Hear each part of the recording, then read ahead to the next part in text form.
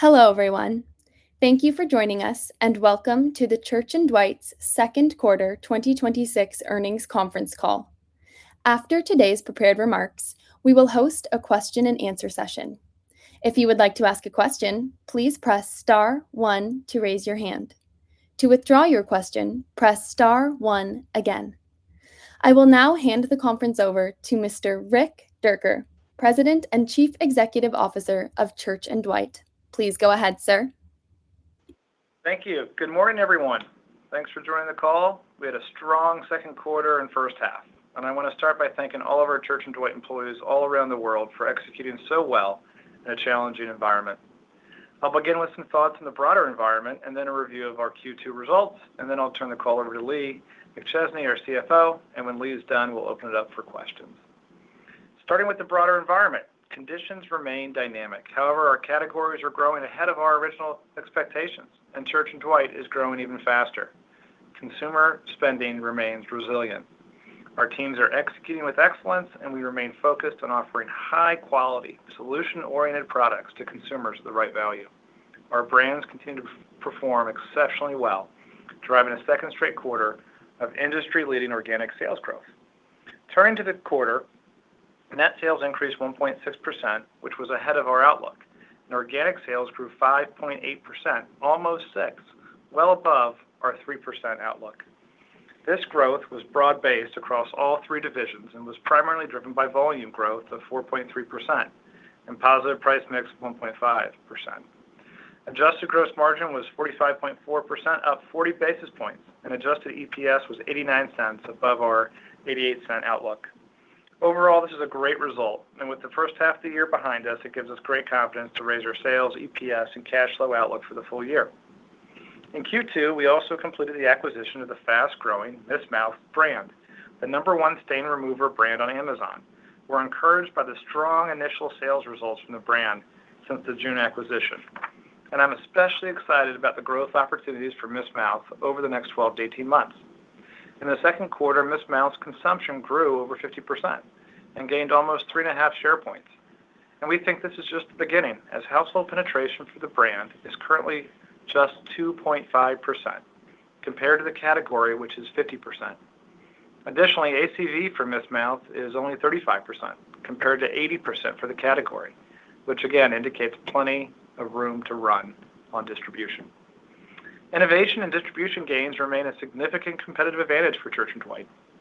They were a major contributor to our industry-leading growth. We're confident that our relentless focus on innovation will continue to drive strong growth, distribution gains at shelf, and market share expansion. New product launches this year are expected to account for about half of our organic growth as we innovate in key categories across the portfolio. Consumption across our largest categories grew at 2.7% in the second quarter, which exceeded our category growth expectations of around 2%.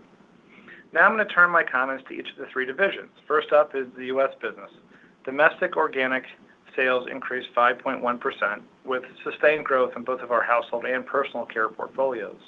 Growth was driven by volume and favorable price mix with strong performance from TheraBreath, mouthwash and toothpaste, Hero, Arm & Hammer cat litter, and Zicam. The Arm & Hammer brand had another quarter of growth, with laundry maintaining record shares across total laundry. Arm & Hammer laundry detergent consumption and category consumption grew about 1% in the quarter, despite a step-up in competitor promotions and a lower level for Arm & Hammer. The value segment of laundry continues to grow.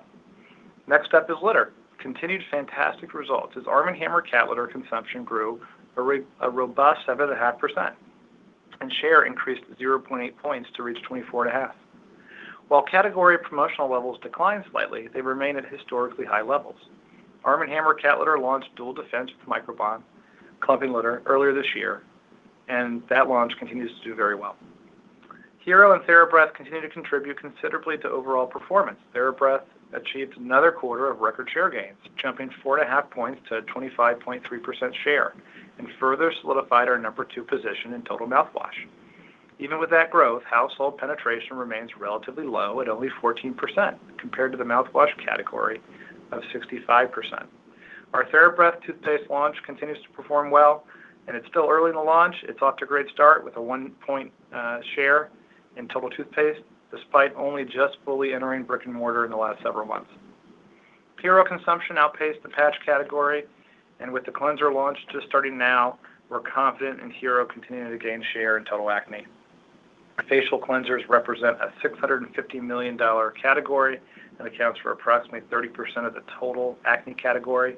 Lots of runway, as Hero has, again, relatively low household penetration at 10% compared to the category of 30%, which gives us confidence in the continued growth of this brand.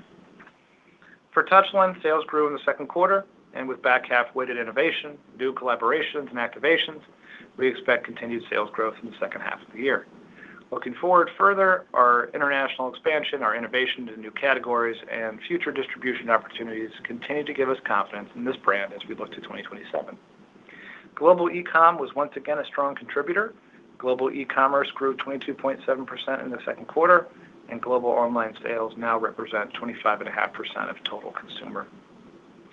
Turning to international, Q2 is another great success, with our international business delivering organic sales growth of 9.1%, driven by higher volume and favorable price mix. Our great international brands are leading to share gains and growth that outpace local countries' GDP. In addition, our recent U.S. acquisitions are paying dividends across the world in a big way, where brands like Hero and TheraBreath are driving outsized growth. Our ability to scale brands to so many countries so quickly is getting better and better. Overall, our international team is executing very well. Our specialty products division also performed well. Organic sales growth of 2.8% due to a combination of higher volume and higher price and product mix. I'll close by saying that we were very pleased with the great first half. The benefits of our strategic actions in 2025 are enabling greater focus on our growth initiatives. I am especially pleased with the time the entire organization is spending focused here on the future. Momentum is building. The category work surrounding Arm & Hammer, our acceleration plans for oral care behind TheraBreath, and the pipeline for M&A within the international business are just a few examples. I'll provide a detailed update in early 2027, but I will say I'm more optimistic about the future than I've ever been. I'm also very proud of our Church & Dwight team as we continue to execute well in a volatile environment. And with that, I'll turn the call over to Lee for more detail on the quarter. Thank you, Rick, and good day, everyone. We appreciate you joining the call. As we now enter the second half of the year, we are encouraged with the results fueled by innovation and share growth, which provides us the momentum to deliver strong Church & Dwight evergreen model results. The second quarter demonstrates the strength of our portfolio of categories, our leading levels of innovation, and the execution capabilities of our teams around the globe. Similar to Rick, I also want to recognize our teams across the globe for their focus and execution this past quarter. Very well done. Let's get into the details. We'll start with EPS. Second quarter adjusted EPS was 89 cents, exceeding our outlook of 88 cents. Stronger than expected sales and continued gross margin improvement fueled our results and enabled increased investments in our brands. Organic sales in the second quarter grew 5.8%, well above our outlook of approximately 3%. And growth was broad-based across the business and primarily volume-driven, with volume growth of 4.3% and positive pricing and mix of 1.5%. Our power brands once again gained share, fueled by well-received innovation and our robust distribution wins with our commercial partners. Strong organic growth and the contributions from our acquisitions more than offset the impact of our 2025 business exits and led to reported net sales growth of a positive 1.6% in the quarter, ahead of our expectations. Let's now turn to gross margin. Our second quarter adjusted gross margin was 45.4%, an increase of 40 basis points versus last year. Our results were driven by 150 basis points from productivity programs, 110 basis points from our higher margin acquisitions, combined with the impact of our successful portfolio actions, and 180 basis points from the combination of volume, price, and mix. These factors offset the headwinds from inflation, tariffs, and transportation of 400 basis points. We continue to invest in our brands in the second quarter as marketing expense was $165 million, up $8.2 million or 40 basis points versus last year. And similar to our strategy in past quarters, when our sales and gross margin results exceed our original expectations, we will utilize those opportunities to invest in our brands. Adjusted SG&A was $241.4 million, or 15.8% of net sales, a 220 basis point increase versus the prior year. As we've noted in our 2026 outlooks, SG&A in the first half of the year is primarily growing to the inclusion of Touchland's SG&A and amortization expense. Adjusted other expense increased by $9.2 million due to the lower interest income compared to last year. Let's now turn to cash flow. Cash flow remains a significant strength of the company, and for this first 6 months of 2026, cash from operations was $462 million, an increase of 10.8% versus the prior year as we delivered improved cash earnings and executed disciplined working capital results. Capital expenditures were $61.8 million in the first half, and we continue to expect full-year capital expenditures of approximately $130 million, or roughly 2% of sales. Let's now turn our outlook to the outlook for 2026. And as detailed in our press release this morning, we are increasing our sales, earnings per share, and cash flow outlook despite the challenging macro environment. This improvement reflects the strength of our operating fundamentals, which is led by volume-based organic growth, steady market share gains, and management's focus on gross margin expansion. Our outlook continues to reflect the impact of transitory cost pressures that developed over the past 100 days. Our latest outlook of approximately $30 million reflects raw materials, transportation costs, and various premiums resulting from the conflict in the Middle East. And this outlook assumes a crude oil price of approximately $90 a barrel. Our teams have acted to fully mitigate this headwind this year through increased productivity. And separately, on a positive note, we expect to receive approximately $15 million of Phase 2 tariff refund benefits during the second half of 2026. We will invest these proceeds in primarily consumer-facing business activities. We are raising our full-year organic sales outlook to approximately 4-5%, up from the prior outlook of 3-4%. The improved outlook reflects the strong first half execution and the continued momentum across the portfolio during the second half of 2026. And we now expect to adjust gross margin expansion of approximately 100 to 120 basis points for the year. And marketing investments is now expected to be at or above 11% of sales as we invest behind our brands and continue supporting our growth initiatives. We are raising our adjusted EPS outlook to a growth rate of 6% to 8% versus our prior expectation of 5% to 8%. And we also now expect cash from operations of approximately $1.175 billion, up from $1.15 billion. And turning to the third quarter, we expect organic sales growth of approximately 3% and an adjusted EPS of approximately 89 cents per share, representing approximately 10% growth versus the prior year, while we also invested approximately 12% rate of marketing as a percentage of sales. So to conclude, we are very pleased with our first half performance and are confident in our ability to deliver our improved outlook for the balance of 2026.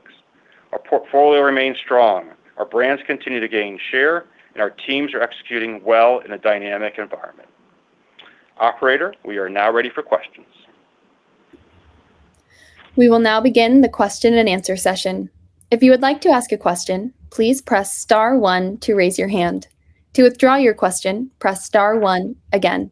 We ask that you pick up your headset when asking a question to allow for optimum sound quality. If you are muted locally, please remember to unmute your device.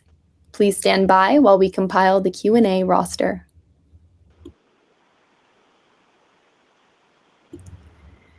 Your first question from the line of Rupesh Parikh with Oppenheimer.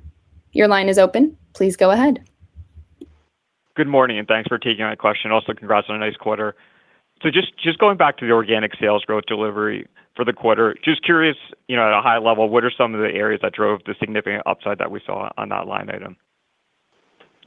Yeah, no, thanks, Rupesh. The good news is it was pretty broad-based, but as we said in the release, I think TheraBreath, cat litter, I'd say Arm & Hammer laundry was kind of flattish. Anything else you would add, Lee? So I think, as Rick said, it's pretty broad-based. Home care, personal care across the globe, and really good to see international at 9% as well, and that was pretty broad-based across both Europe and Asia and Latin America as well. Okay, great. And then my follow-up question, just on the Miss Mouth acquisition. It sounds like very strong consumption that you guys are seeing right now. But as we look out the next couple of years, I know you guys talked about this business growing double digits, but is there any more granularity you can give in terms of the types of growth rates you expect for the business? Yeah, I think it's a little early to do that. We just bought it in June, early June. I would say a lot of work is going on to integrate and then accelerate this business. And I don't think we've been more excited about an acquisition in a long time. There's 5 individuals that came over. They've tucked right into our fabric care business. We know fabric care really, really well. And retailers, our internal sales force are clamoring for this brand. And so it's already at a 13 share at a major retailer, and it's only been in there for a few months, as one example. But I just go back to household penetration's 3. It's 50 for the category. Probably the right time to talk about our North Star on growth ambitions is probably early 2027. But we think there's a lot of enthusiasm around Miss Mouth. Great. Thank you. I'll pass it along. Your next question comes from the line of Anna Lazul with Bank of America. Your line is open. Please go ahead. Hi, good morning. Thank you so much for the question. I was wondering if you could comment on the success you're seeing across Arm & Hammer laundry. Wanted to follow up on the fact that you mentioned in the beginning of this year where you surpassed Tide Original on wash load volumes. And where are you seeing now the share gains for Arm & Hammer across the value, mid-tier, and premium tiers? And then on the premium side for the brands, you touched on Touchland earlier in the call and the expansion to toothpaste with the rollout. Wanted to see how you're thinking about this expansion as we move forward this year. Thank you. Yeah, and on your second one, are you talking about TheraBreath or are you talking about Touchland? Oh, sorry, TheraBreath. You're right. Yeah. Okay.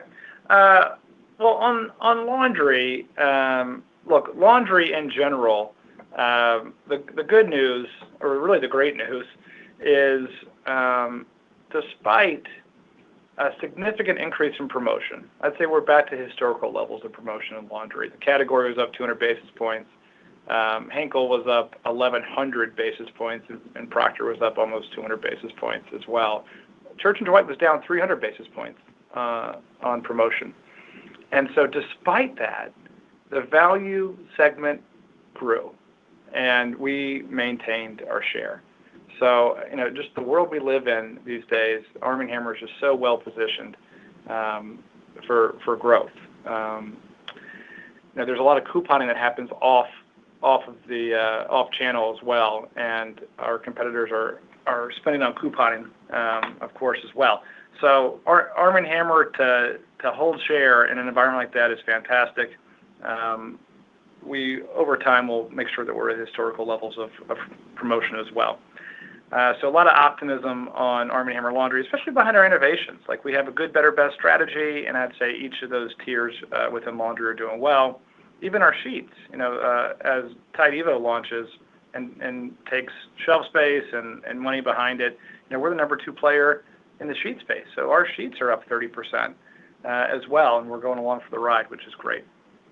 So that's on Arm & Hammer laundry. On TheraBreath, I would say, again, number 2 mouthwash, lots of runway. Consumption grew 20% plus.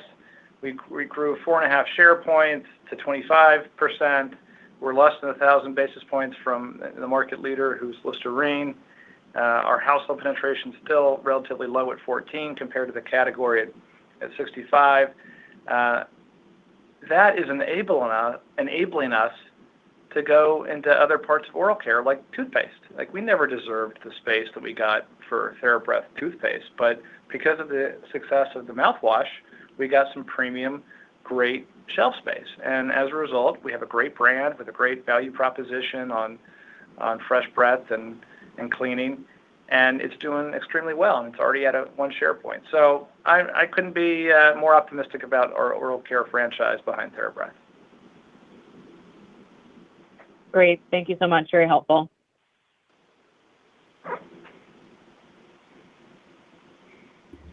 Your next question comes from the line of Chris Carey with Wells Fargo Securities. Your line is open. Please go ahead.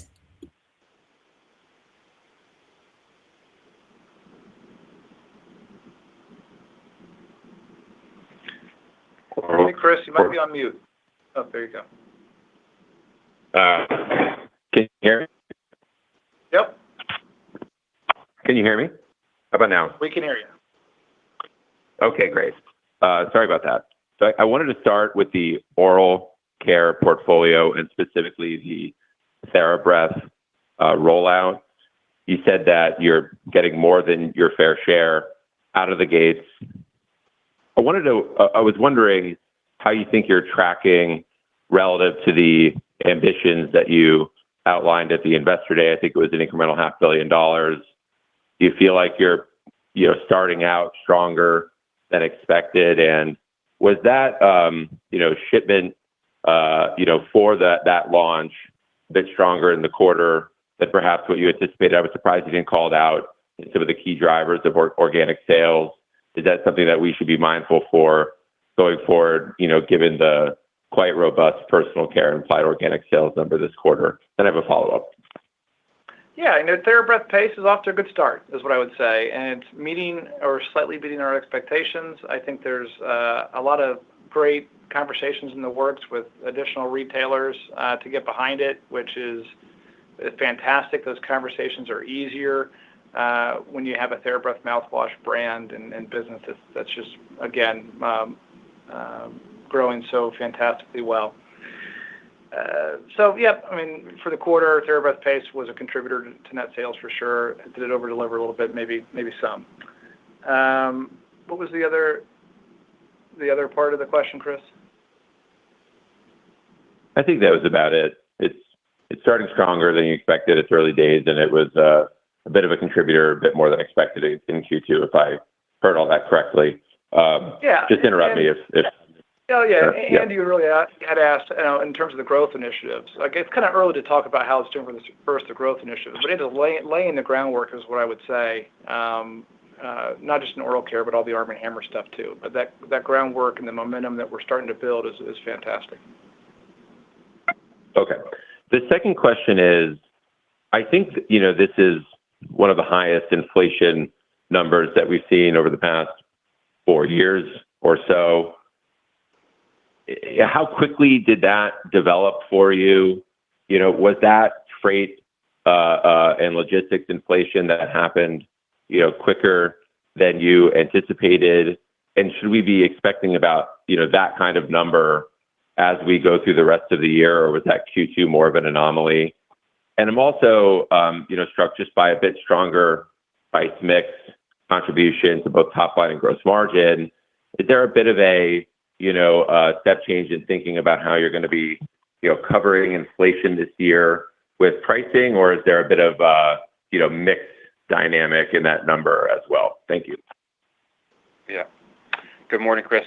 So keep in mind when we talked about the $25 to $30 million of kind of Middle East derived inflation, our outlook in 2Q said it was going to be higher in 2Q. There is some transportation costs that were going to happen right away, and then you get time to respond to it. Our productivity initiatives that we kicked off, accelerated to mitigate that, we definitely would be more back half. But it's a combination of two things. That number should drop down because there's just some anomalies in the second quarter, and then we have essentially more productivity in the back half. We have this outlook of 100 to 120 basis points of gross margin improvement. You can see where we are halfway through the year. That implies that the gross margin will expand over 100 basis points in the back half of the year. On the price volume mix, that's a good number. Obviously, we always say never overreact to one quarter. The first quarter was just slightly negative. Our mindset is to drive volume growth, and we do drive positive mix. That's part of our algorithm. And then a reminder, this year we do have the benefit of the portfolio actions that help as well, and that will be a benefit all year. Yeah, and I'd probably say in the quarter, when we don't spend as much on promotion on laundry, that helps. Year over year, a little bit on the price side of it too. Okay, great. Thank you. Your next question comes from the line of Bonnie Herzog with Goldman Sachs. Your line is open. Please go ahead. All right. Thank you, and good morning, everyone. I just had a question on your improved outlook for the year. You took up your top line growth guidance by a point and now expect higher gross margins. And while you did raise the lower end of your EPS growth guidance, you kept the high end of the range. So wanted to understand the drivers of that and maybe how much further you plan to step up reinvestments to drive sustainable top line growth ahead. Also, if you could provide some examples of these investments and any changes you might be making to your strategy, given the pressured, macro environment, would be helpful. Thanks. Yeah, thanks, Bonnie. It's a good question. I would say, look back at our track record over the last 1, 3, 5, 10 years. What do we do when we feel like we're over delivering and performing well against our expectations and against the industry? Is we tend to spend back. Like we could, in theory, beat earnings and EPS in any one year, but we choose to spend more on marketing or we spend more on investments. And so we want to make sure that flywheel is going, that virtuous cycle happens, and we keep gaining share and shelf space and support the innovations that we're launching. So beyond marketing, we've also started to spend money behind AI. And there's some initiatives we have in place where we're going to pull some of those forward as an example so that we can scale faster. One of our core competencies and I think competitive advantages is really our speed and agility. And so we're going to go try to adopt and adapt faster than most people. All right. Thank you for that. I'll pass it on. Your next question comes from the line of Peter Grom with UBS. Your line is open. Please go ahead. Great. Thank you. Good morning, everyone. So you mentioned that consumption in your largest categories, I think, grew 2.7% in the quarter, above your expectation for 2%. So, obviously a lot of moving pieces within the quarter itself. So kind of curious if you could speak to what you saw throughout the quarter, maybe more specifically the exit rate, and just kind of as you think about the back half of the year, what are you embedding in terms of category growth? Yeah, I mean, the short answer is we're still assuming around 2% for category growth. We continue to do better than that, as you saw in the last couple quarters. I think that's a good, in general, walking around number for a while. Our monthly consumption numbers in Q2 were fantastic.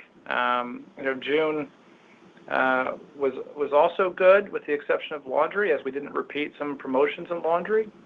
Sometimes we choose to do that. We also had a club promotion that we didn't do at in the quarter as well. So I would say we did that fantastic growth without really with flattish impact from one of our larger businesses. So I'm just again. Consumption is going really well. Shares are doing really well. It's broad-based, to my first answer to kind of Rupesh's question early on.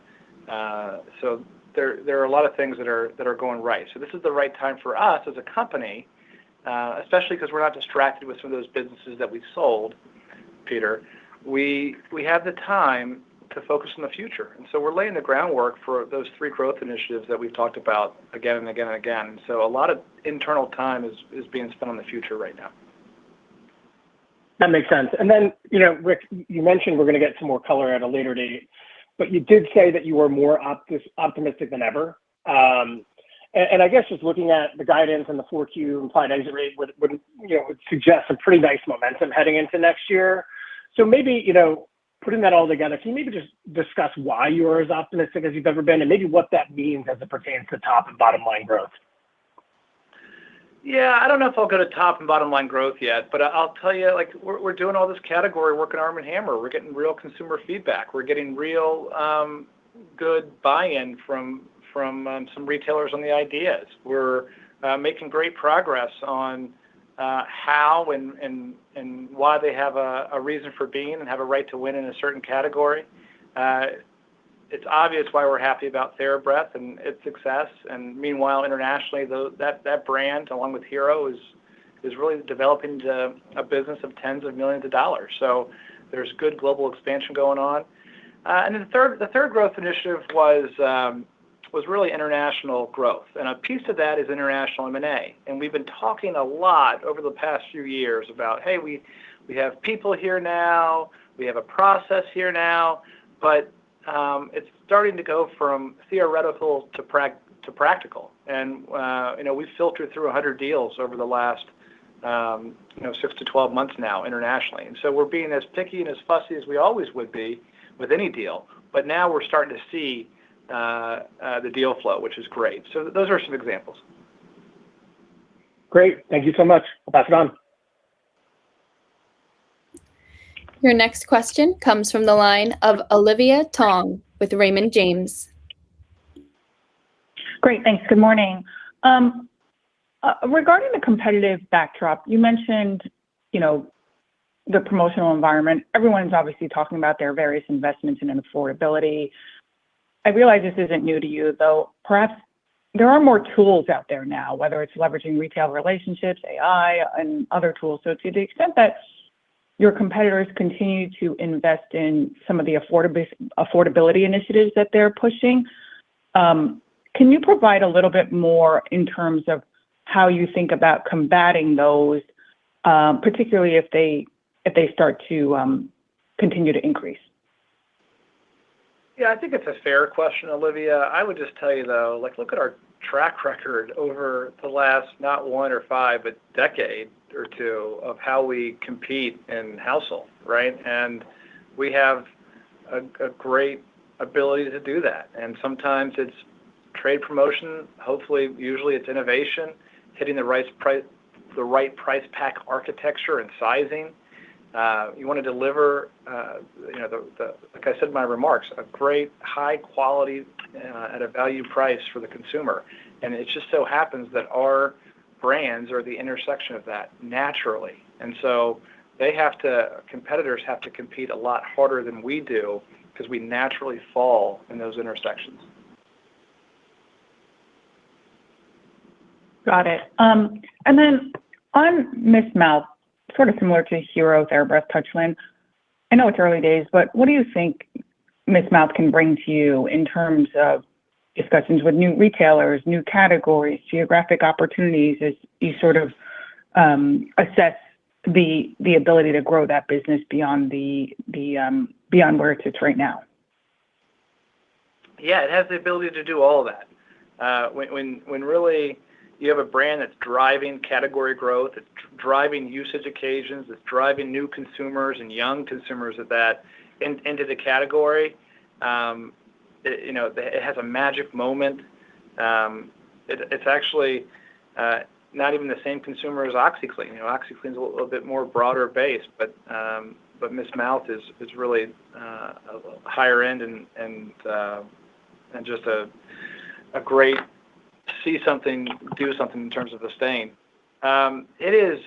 I don't want to get into too much detail. I would just say it is additive for every retail conversation that we have, and we're working hard to not just do current capacity, but also what the future of that brand and where it has the right, where consumers say it has the right to go, because it's going to continue to broaden on forms and maybe even adjacencies.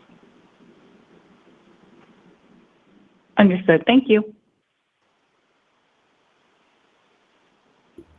Your next question comes from the line of Steve Powers with Deutsche Bank. Your line is open. Please go ahead. Hey, great. Good morning, guys.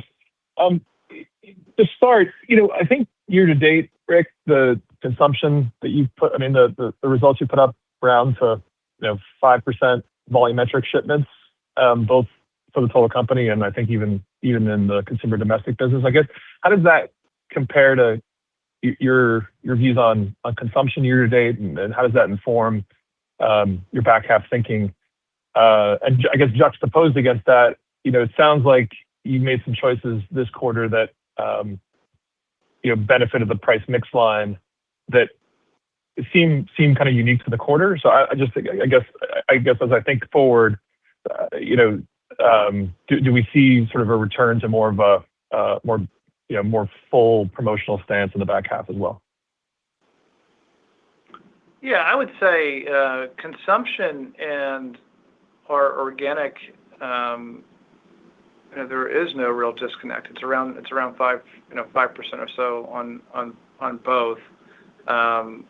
So there's great momentum that we experienced in the first half. In the second half, we expect a lot of that to continue. I think we pulled the data on a 2-year stack as an example, and the 2-year stack for organic growth is 5% in the first half and 6% in the second half. So again, just really broad-based, more than just one thing going on as a tailwind for the company. And you're right. I kind of referenced a little bit, maybe a bit of a pullback in promotion that we had. I wouldn't even say a pullback. I'd say we were at a certain level and there was an acceleration by other competitors. So I don't know about much year-over-year change from a price mix perspective, but a little bit from help from laundry. But there are other things happening in the portfolio. As we have these higher margin products like a TheraBreath or like a Hero or even like a Miss Mouth, as they continue to grow, that's going to be a favorable flow on mix. Lee, anything you would add to that? Yeah, I think Rick said it well. We focus on volume growth. If you look at our history on price mix, it's neutral to positive. It's just a little bit slightly higher in the second quarter. Some of that's a little bit year over year. So you look forward, that's going to be the equation. It's going to be volume driven, and we'll benefit from the things Rick talked about. The way we're positioned, we will do what we do on discounting, but we don't have to do as much as the others do. Perfect. And then Rick, I was hoping you could talk a little bit more about international M&A. As you said, you've been talking about it for a while. It seems from the way you're talking about it now, the excitement is building, anticipation is building. But I guess, have you learned anything in terms of, the opportunity's been there on paper for a long time, but it's also, it's taken a little while to manifest in a transaction. Have you learned anything in terms of where it's harder, just or not? Just any perspective on kind of the opportunities you see it today versus when you set out to focus on this initiative? Yeah, I think we were busting our pick on it for a little while, and it was all about people and structure. It wasn't a bad approach, but we initially added M&A people and a person in Europe, for example, and I would say it was a little bit disconnected from the management teams, and it was almost like a center of excellence on M&A. We changed that approach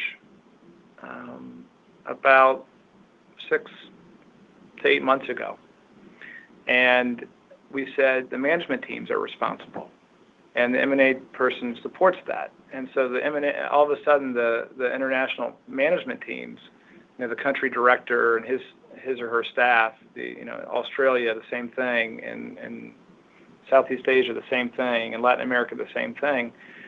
You have a right to go and an obligation to go look at not just what you hear from the bankers or for our M&A contact, but what brands would you like to go and look at? And that has, when we made it, I guess, their objective, and they owned it, I'd say that was the unlock for us. And of course, our M&A team is enabling and helping, but I think we went into we went right from first to third gear since we did that. Okay, perfect. Thanks so much. Pass it on. Your next question comes from the line of Lauren Lieberman with Barclays. Your line is open. Please go ahead. Great, thanks. So I had 2 questions. First was, at the risk of being redundant, because I got a little bit confused on the way, on Chris's question and the answer, which is the gross margin this quarter. I know you gave the bridge, but in total, it did come in below your expectations, and there wasn't a huge change on the inflation guide, as you guys pointed out. So just curious on the slight shortfall in gross margins this quarter, And then my second question was just about how Touchland is trending. It's going to slide into organic sales going forward from here. So just wanted to get an update on that brand. Thanks. All right, so I'll take the first question. Just to answer the question, we had just slightly higher transportation costs in the second quarter, even a little bit higher than we thought. But as we talked about for the year, we're still at $30 million all in. So same type of impact overall. And then on Touchland, I think my comments were really, we had sales growth in the second quarter. We have a lot of back half weighted innovation, new collaborations with other brands, and some activations up and down the channel. We expect sales growth in the second half of the year. And then we have a lot of work going on in innovation into, as we've said before, another category or two and some other distribution opportunities, plus international expansion. I think that's a muscle that we've built really well with some of these brands now. Takes a little bit regulatory perspective, but that's going to start hitting in 2027 as well. So that should be a tailwind.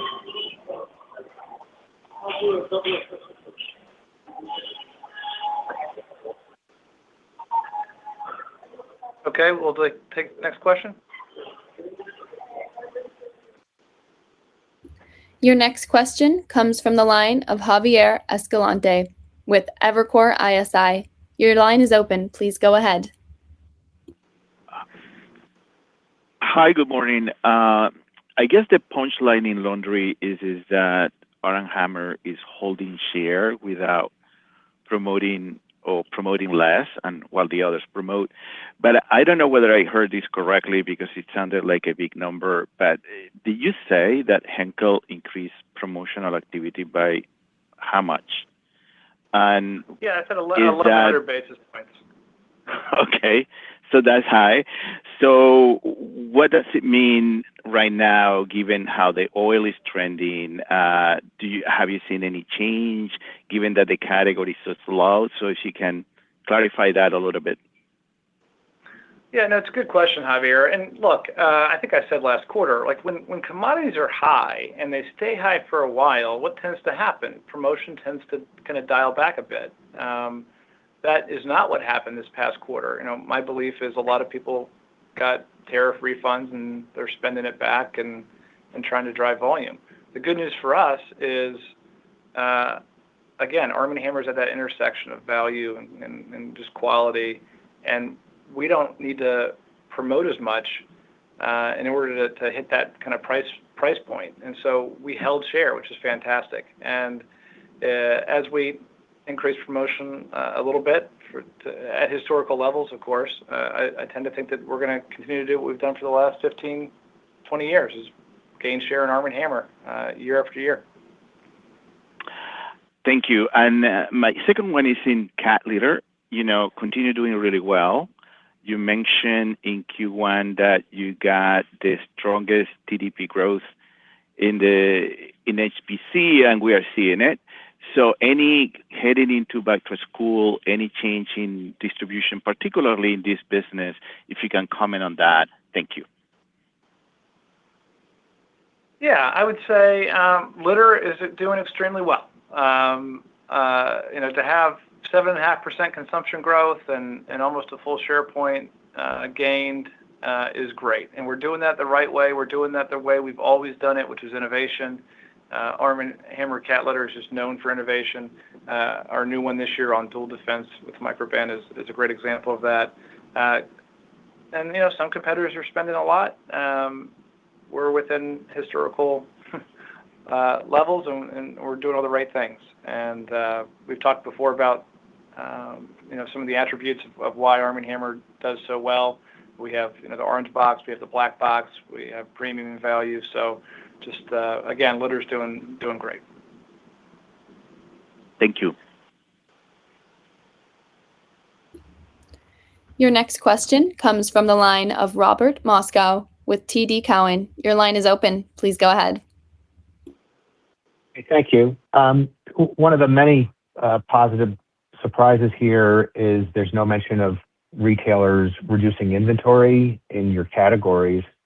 So my first question is, How do you think you dodged that bullet? Do you think it's because of the categories, or do you think it's just because you in particular have the right inventory levels?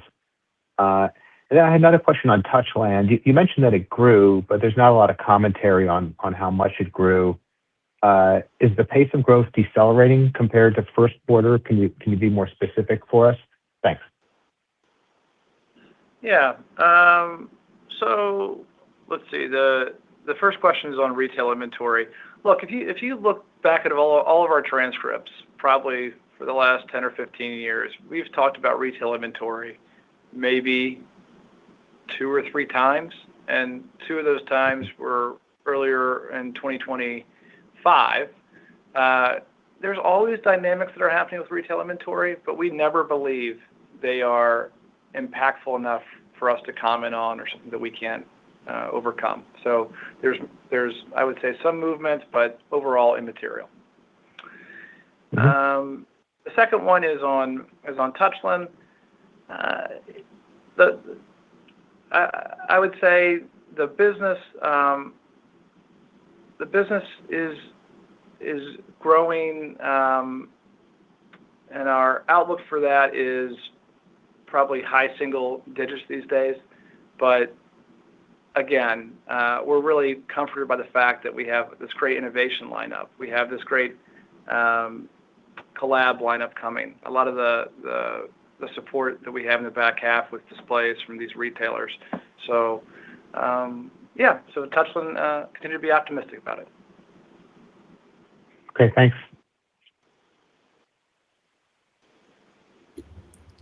Your next question comes from the line of Filippo Falorni with Citi. Your line is open. Please go ahead. Hi, good morning, everyone. I wanted Good to morning. ask about the international business. Solid performance there. It's now continuing to deliver on pretty tougher comparisons. Maybe can you give us a sense of what regions are driving the growth there, where you're seeing the strength? And then the second part of the question, as you think about the opportunity for some of the recent acquisitions like TheraBreath, Hero, Touchland, how much more opportunity you see for expansion of those brands internationally? Thank you. Yeah, I'll take the brand one, and then I'll let Lee talk about kind of the countries and the regions. But we are still in early innings, for a baseball analogy, for TheraBreath and Hero, and very early for Touchland. I think we're hitting number one share positions in many countries all over the world. We have great retailer discussions about how we're growing kind of the acne category with Hero. And of course, the mouthwash rollout is a little bit slower than the acne rollout, but they're both doing extremely well. And once they get in market, these brands, because they're a problem solution, because consumers can see them working, because they're premium brands for retail, they're driving category growth. Once they're in market, it starts to become kind of a virtuous cycle. And I'll just pick up from there. Certainly, Hero, TheraBreath, Batiste is a great driver in the quarter for us. And then, if you think about that, we're taking those across the globe. That's what we do really well. So, you ask which part's doing well. Quite frankly, very broadly, Europe, for example. Europe, as an economy wants to be slower, we're growing at the levels you see at the total level here, doing really well in Asia and Latin America as well. So you said this in the first quarter. First quarter had a little bit of impact in the Middle East. You take it out, it was growing towards mid to high single digits. The outlook for the business is to be high single digits. That's what it is in the Evergreen model. And it was great to see another strong quarter from them. Great. Thank you, guys.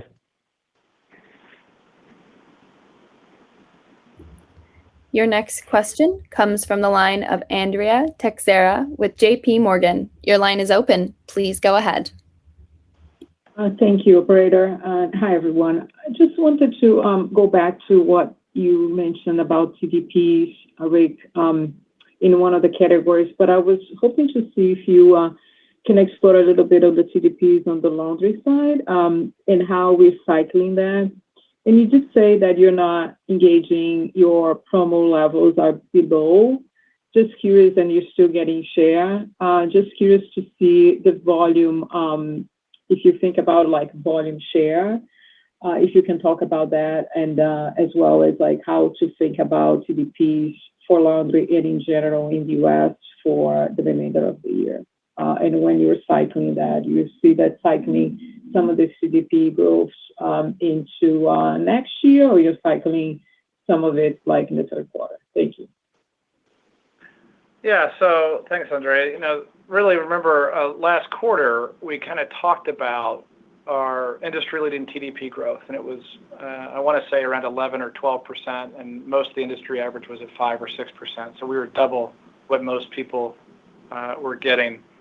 And at the time, when we talked about TDP growth, I said it was very broad-based. It was across brands and across channels, and that was entirely true. So I think laundry, I don't have it in front of me, but I would guess it was high single digits for Arm & Hammer. So that all was kind of towards the front part of the year. So it takes a while for that to reset. But so that's, into next year is what I would say all those TDP results help with.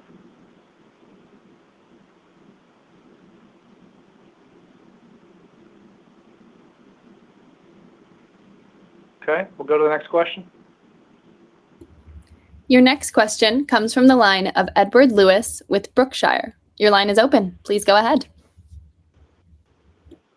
Thanks very much. Yeah, just a couple from me, please, Rick and Lee. Just on Batiste, I guess one of your power brands, is a bit of a tricky 25 for you in the US, and you call that strength in international, but I just wondered how things are going in the US for Batiste. Is it a category challenge you're facing there, or is it more of a brand challenge?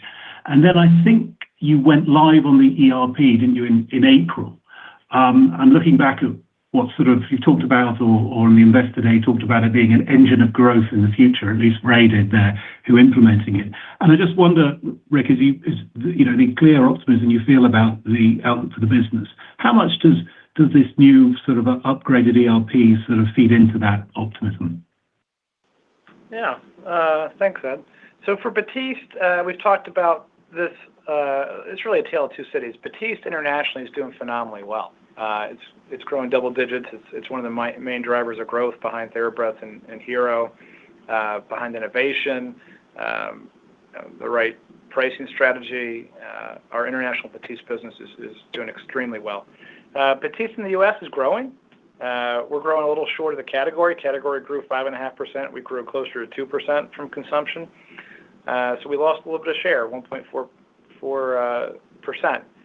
That was closer to 4 or 5 share points in prior quarters. We were making great headway on Batiste. I've seen the inflection. I'm not worried about Batiste. We have a great set of actions that are already in market or lined up for market in late this year, early next year, on sizes and offerings and price pack architecture. So we have some great innovation queued up, and just a lot of confidence in the Batiste brand. So that's not something I really worry about long term. The ERP system, I think it's an underappreciated fact that we have a North American ERP system. And so as we do acquisitions, it is one of the things that enables us to do acquisitions so flawlessly and seamlessly. And just to give you a real life example, we closed on Miss Mouth's, I think around June 1st or so, and we're going to be fully integrated by end of August. Like, that is lightning fast, even for us.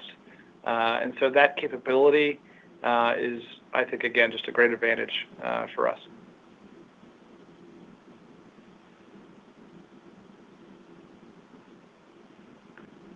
Next question, please.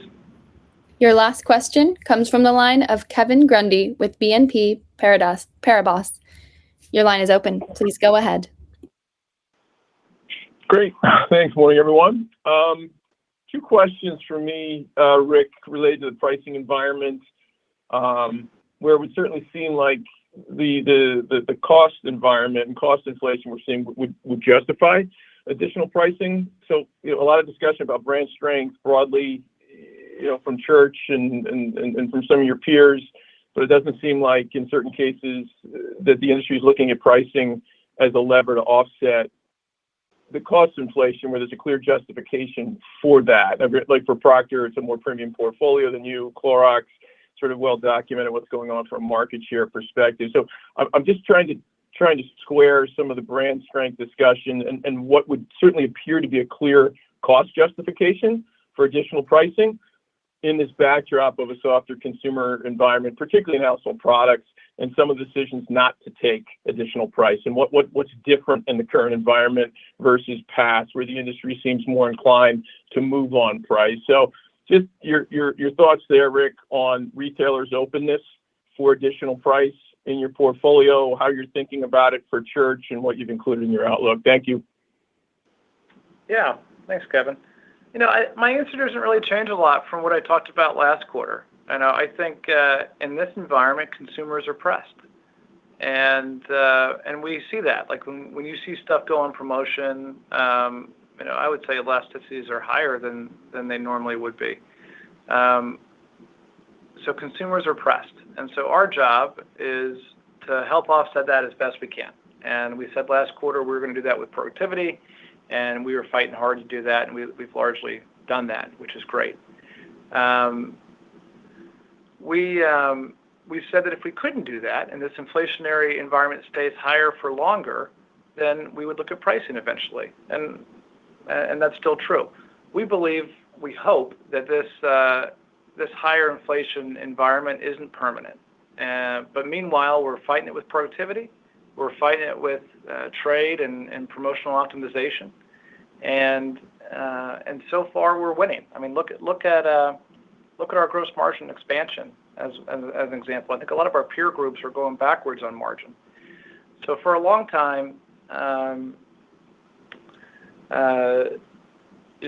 typically what you see is when inflation happens, promotional levels abate as a first step. That's not what's happening right now. Like I said before, I believe that a lot of tariff rebates are happening, from retailers and to other manufacturers, and they're competing that away a bit. So that has to play out a bit, Kevin, is my short answer to you. But we're in a great position to win either way. Okay. Thank you.